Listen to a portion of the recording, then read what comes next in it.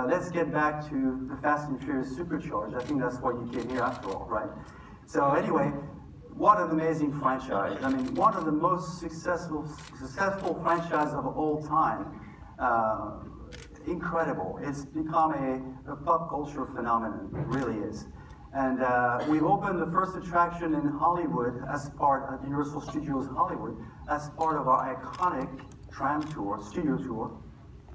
It opened in 2015 and it was an instant success. Now we've had a chance to expand on that incredible experience and create a freestanding attraction here at Universal Studios Florida for our guests. And it will allow them to step into the world of Fast and Furious and as Dom Toretto would say, become part of the family. So I would like to welcome two people that helped us bring this attraction together. Stephanie Green, our project director, and Don MacLean, our vice president of attraction development.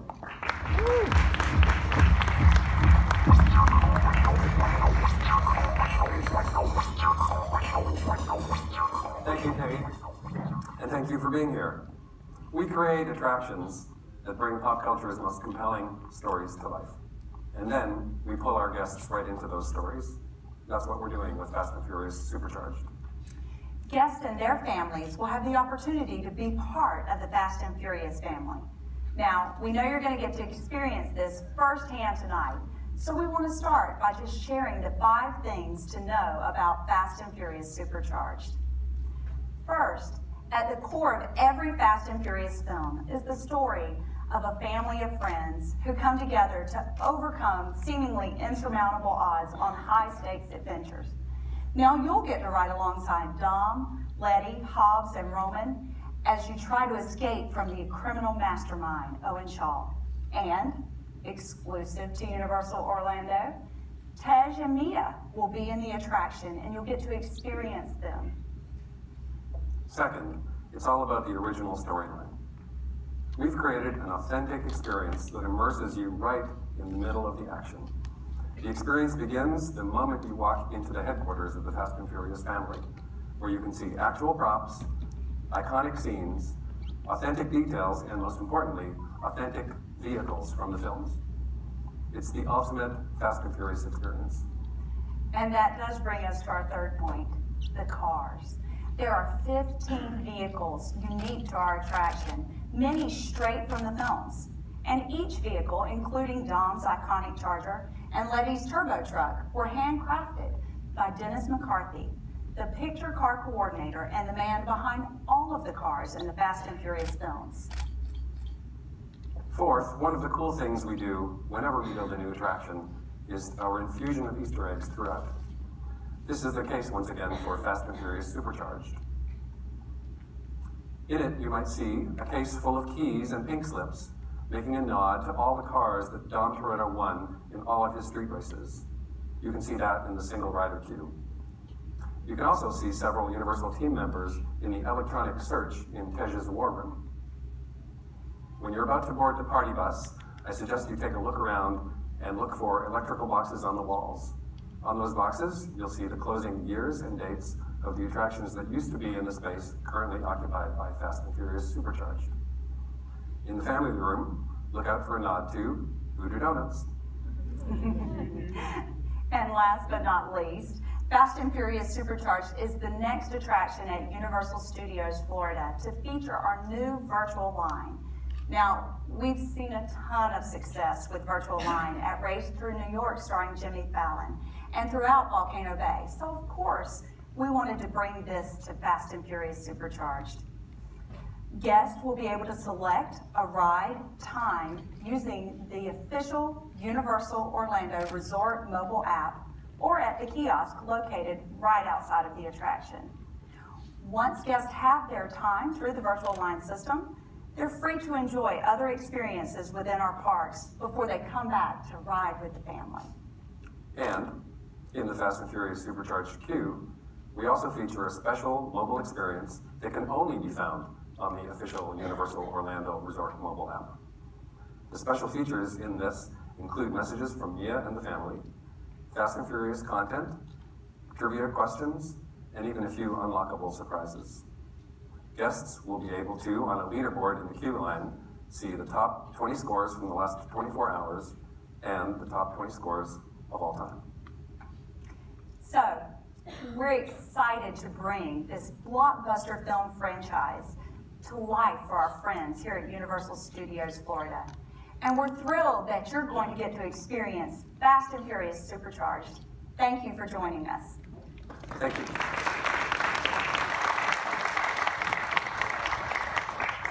Thank you both. At this time, we'd like to invite Thierry back up to the stage. We'll be opening it up for questions. Christina and Allie both have microphones, so please raise your hand and they'll come around for questions. I believe we have our first question over here. Hi, what made you take the decision to bring this concept from the Hollywood Park, and what makes it unique to Orlando? So it makes it unique to Orlando. As Thierry mentioned, the original Fast and Furious Supercharged attraction was developed as part of the tram experience in Universal Studios Hollywood.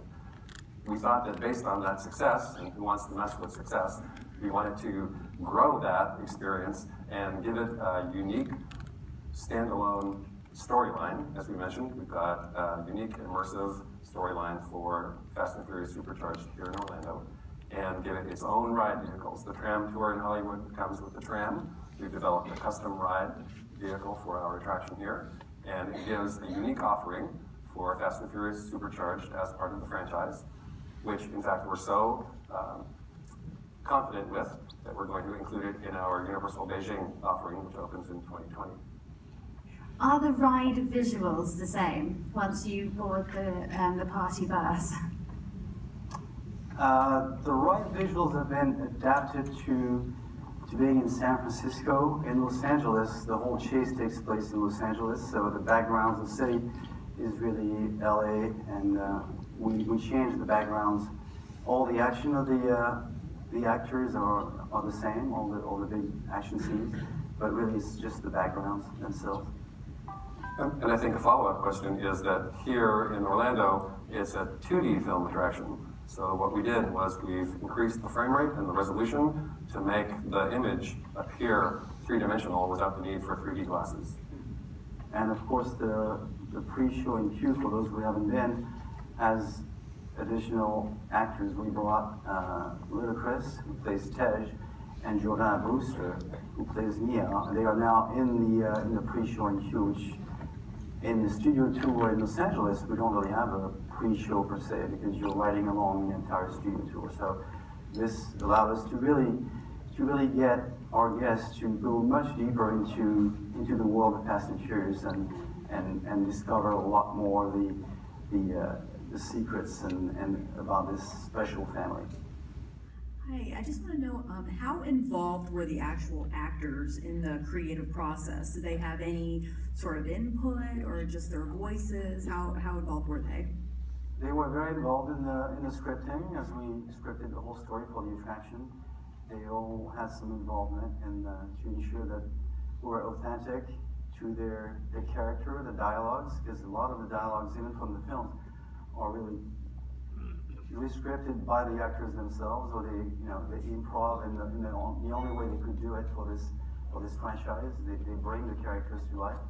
So they were involved with that, and of course on the set, some of the rewrites, and to ensure again that we were very authentic to the film. I have a question.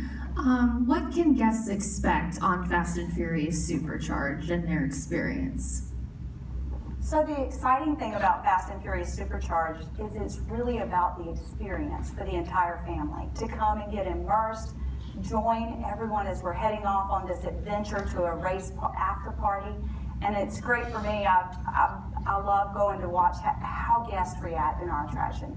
I've gone through soft openings, seeing families, dancing their way through the queues and enjoying every bit of it. Does this version of the attraction include any more advanced technology that is not found in Universal Hollywood's version of it? Dance technology? Advanced. Advanced. I heard dance technology at first too. Well, we always take the opportunity to bring in the latest technology for projection systems. As Don mentioned, going to higher frame rates, higher resolution, better quality projection. Just the newest. We always look for the newest, bleeding edge type of technology, only in service of delivering a better experience, a better story. So that's probably where it's at. And the vehicles themselves were very technologically advanced. I know we keep pushing the envelope, and this is another example in the vehicle technology. The vehicles are an amazing feat when you get to experience them. We have 2 vehicles traversing at speed around this attraction. And not only are they able to go together around this attraction, but also we've got lights and an amazing show that just really add to the experience. Hi, Thierry. Just sort of building on the question earlier about technology, is there any particular aspect of this attraction that wouldn't have been possible, say, even 5 or 6 years ago, simply because theme park technology is advancing so fast? Well, certainly, being able to create an environment in the big scene and chase scene where you feel like it's 3D, you feel like you're really there with the actors without wearing glasses. So that's a big advancement. We feel that really makes everything so much more real without being bothered with wearing some glasses, and it's just much more free and enjoyable experience. That would have been impossible a few years ago. So yeah, that's a big one, major one for us. And I think also that pushing the autonomous guided vehicles, so the trackless vehicle technology, is really quite cutting edge. Mm-hmm. I know you guys mentioned the cars featured in the queue and the Easter eggs, and the Hollywood ride doesn't have a queue, right? So I walked through it. It's incredibly immersive. I've been seeing the movies, to be honest. But it's an amazing, amazing, beautiful queue. How did you guys kind of start that process and decide which aspects of the movie to bring in, and how did you make it? I mean, it's just so immersive. So, the core design comes from the creative studio and the creative direction on any attraction, and keeping that true to the central feel and aesthetic of the Fast and Furious franchise was really important. The queue area has been done particularly well, I think, in terms of its immersiveness and its authenticity. As I mentioned to someone earlier today, we took a perfectly good, brand new building that was just built 8 months ago and made it look 85 years old. And all the rust is painted on, and the dirt coming out of the air vents is painted on, and there's a great attention to detail in making it real. But that really speaks to everything that Universal Creative does as a product. We want it to be totally immersive from the moment that you walk through the entry portal of the attraction all the way through to your exit experience. And so it's aiming for that high level of quality and immersion that's really critical. And we had a lot of available research to us, all the films, and there's an essence to the operations that Dom Toretto's family and team always follows, and in setting up their operations, having their kind of underground garages and races, and so it was already so rich in all those different aspects of environments and props, and so we kind of leveraged all that and took the best of all and created this great attraction out of it. And from the idea, the execution is just phenomenal. The team of professionals and the talent that comes in to add each detail, that made it amazing. Plus, as Thierry mentioned, we don't work in a vacuum. We're part of this symphony of companies at NBC Universal. So Universal Pictures was closely involved in the reviewing of the designs and reviewing of the script. And the producer for the Fast and Furious franchise was also involved, as was the scriptwriter, in taking a look at our script, making sure that it was true to form, true to character. And that goes from a script point of view and a design aesthetic point of view. Hi there. This might be more of a question for the producers and the writers, but I'm curious to know why Mia is used so much in this ride instead of Michelle or someone else, because by film 8, she's kind of, her storyline's gone. That was just a choice between the producers, the filmmakers, Universal Pictures. We just thought she would be being Don's sister, she would be a great fit, a great cast for this experience. So it just kind of was a unified decision overall. And I think we mentioned earlier that one of the Fast and Furious has these two opposing dynamics. It's got the action-packed feature film look, but it also has this cohesive family togetherness and continuity. So we wanted to bring those two parts of the Fast and Furious franchise to our attraction, and the Mia character in the family room is one that really helps to coalesce the notion of the central family so that our family of guests can relate to the family in the Fast and Furious attraction.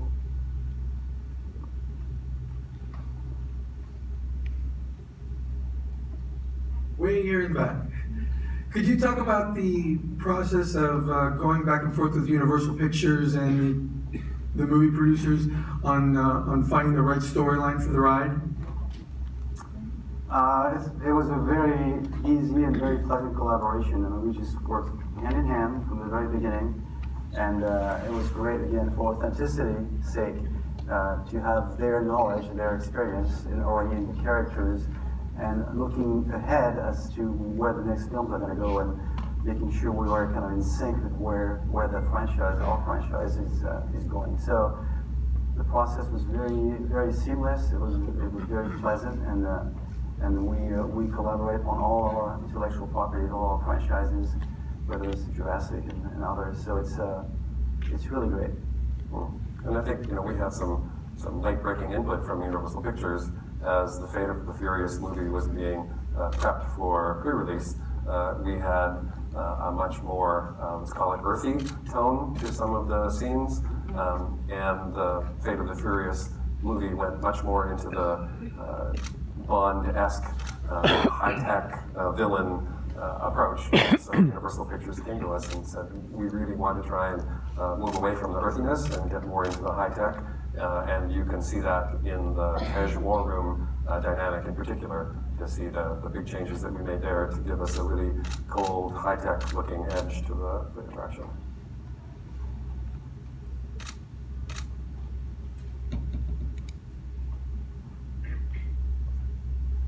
I actually rode the ride a few weeks ago with my kids, and we really appreciated, as soon as you walk into the queue, the sort of homage to Paul Walker's character, Brian, at the family table at the barbecue. How important was it to involve homages to Brian's character throughout the queue? Yeah, in our family room, we absolutely wanted to make sure we made a nod to Brian Walker, and that was very important to us on the project team and here at Universal. So that's the main place where you will see that we've made that nod to him. I'm so glad that you and your family enjoyed seeing those there for him. Oh, I'm sorry, the character is Brian, and I apologize. Paul Walker.